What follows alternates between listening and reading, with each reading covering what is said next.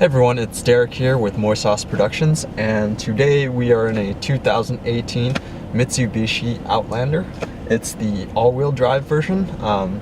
It's an ES model, so it has that 2.4 four-cylinder engine, and it outputs 166 horsepower and 162 pound-foot of torque.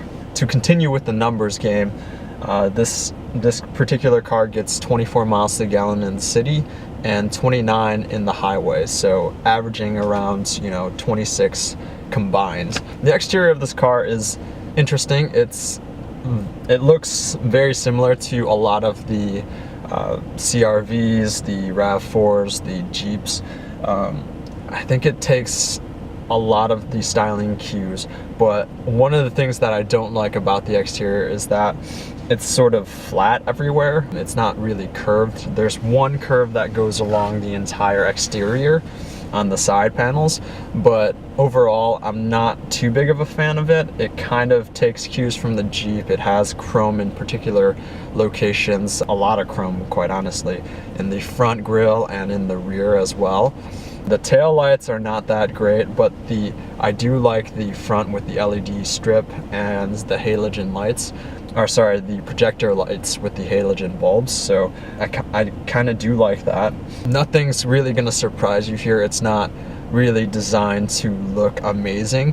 What I do like is actually the shark fin antenna, which a lot of cars don't have. I'm not sure why cars don't have that, or why more cars don't have that. It's something that I really do like in the styling. Straight on, I don't think it's very appealing at all. With this sort of gray charcoal color, it does look nice, and I do like the wheels that this car comes with. I believe they're 18-inch wheels.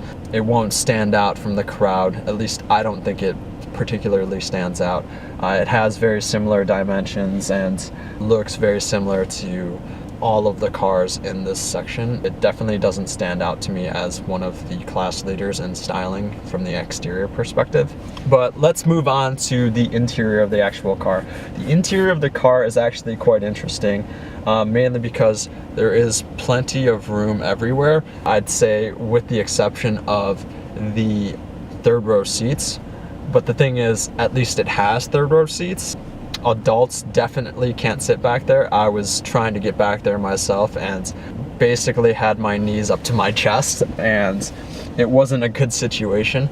But in the front here, the interior is fairly nice. The materials are not the worst in the world. It has sort of a fake plastic trim that goes around here. It's supposed to look like fake carbon, or it's supposed to look like carbon fiber, but it does not do it justice.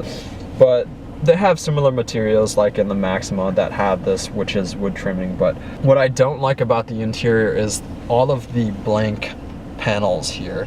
This is the ES model, which is basically the base, and this particular model is retailed at around $26,000 for an all-wheel drive SUV, and it has third row seating, so it's definitely probably the cheapest in its class, which is really nice. This car does have dual climate control, and it does come with a 7-inch infotainment screen, and the gauges in the front here are quite, very basic, but there's nothing wrong with basic as long as they're functional. The buttons on the steering wheel are fine. There's a couple of buttons actually missing, but the actual steering wheel feels very kind of rubbery and plasticky, so it's not the best feeling since it's not leather. But talking about the interior materials here, it does have a lot of piano black coating here, which I'm not too big of a fan of because there's a lot of reflection off of it. But overall, it's very functional. These seats are quite comfortable.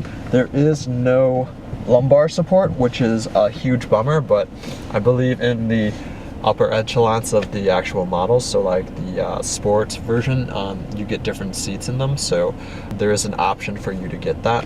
The infotainment is pretty good. There's dials for tuning, and there's a dial for actual physical buttons to turn up and down the actual volume controls, which is nice. Also in eco mode, which is supposed to save you a couple miles per gallon. The rear seats are quite roomy. You can recline them, and you can also move them forward or move them back based on the people in the third row, or if you're adding, or if you're putting groceries in the third row, you can move them up a little bit.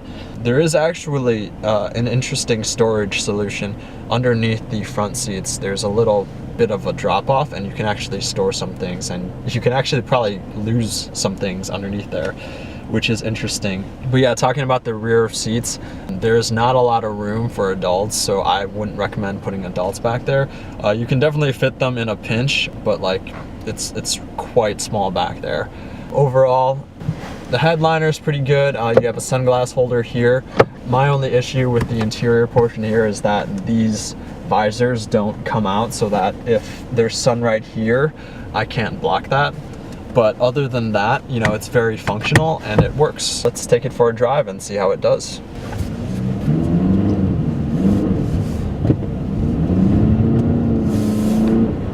There is quite a bit of body roll in this car, but you know, it's an SUV, it's not a sport car at all, so I wouldn't expect that, you know, this is something that you need to have.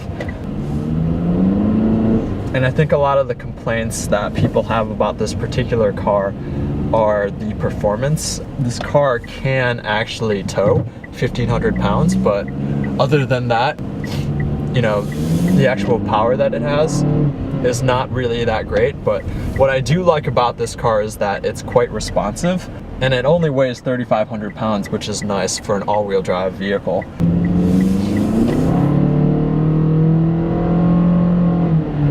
So when you're accelerating, it's actually interesting because this car does have a CVT transmission, so it feels like one gear the entire time. It does have a few different modes here, which you know, I told you about the eco mode, which basically makes this responsiveness of the car non-existent. So it will get going when you floor it, but overall, like, it's really quiet in here, and you know, the engine does respond quite well to your inputs, which is nice. There is, to the right, a sport mode where it'll hold RPMs a little bit higher, and then it'll respond a little bit better to your inputs. But like I said, this is a CVT transmission and it is quite smooth. I would say it's definitely not as smooth as Nissan's CVT transmission. Now this particular car has literally 10 miles on it, so it's like brand new.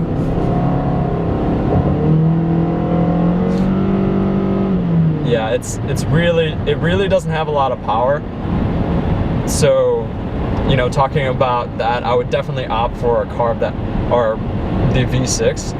The problem with the V6 is that it requires premium, and you know, you get like 220 horsepower, which is great, but you know, for this class I would probably want, I don't know, like either just more torque, I guess, and just more power. Like with this car, it is very responsive, but overall, like when you actually want to get up and go, the chassis could definitely handle a lot more power. And you know, I wish that, you know, this particular car came with 200 horsepower, and then the V6, or I don't know, the you know, the 4-cylinder turbocharged engine, let's say, came with, you know, 250 or 300 horsepower.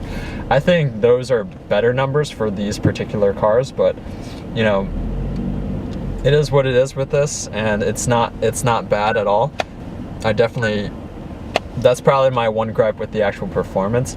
Overall, going over bumps, cruising, this car feels very, very comfortable, and really don't have any complaints in that area. There are no paddles, there is no way to shift in and out of, you know, gears, mainly because it's a CVT and it has one gear, so that's probably the reason why it doesn't have any of that.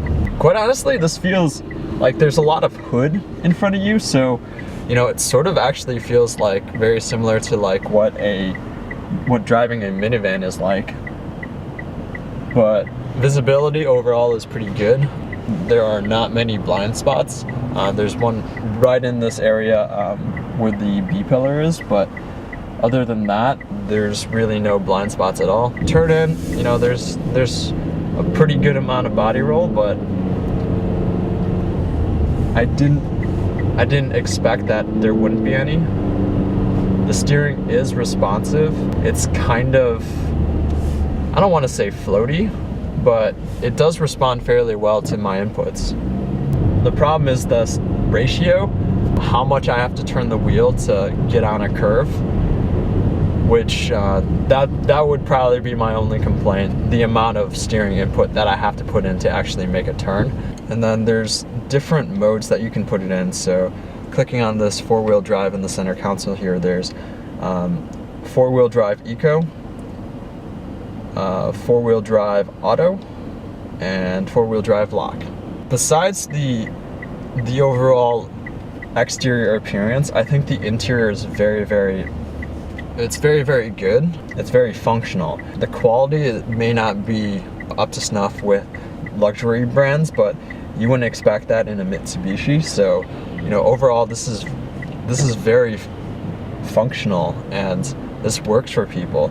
And if you need the amount of space that you need from a car like this for this price, I think you really can't beat it, especially when you talk about sort of the actual warranty as well, the 10-year 100,000 mile warranty.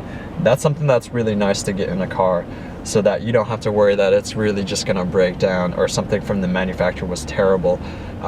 You know, you'll be able to take it back to the actual dealership to have it repaired and warranted. So other than that, you know, this is definitely a good value for the amount of money that you're paying, and you know, I would definitely recommend it for that. And it's very, very quiet in this interior. Thank you all for watching. If you have any questions, leave them in the comments below. And if you like this video, make sure you give it a thumbs up. If you didn't, feel free to give it a thumbs down. And if you like this content, make sure to subscribe to my channel. And I will see you in the next video. Thank you all for watching.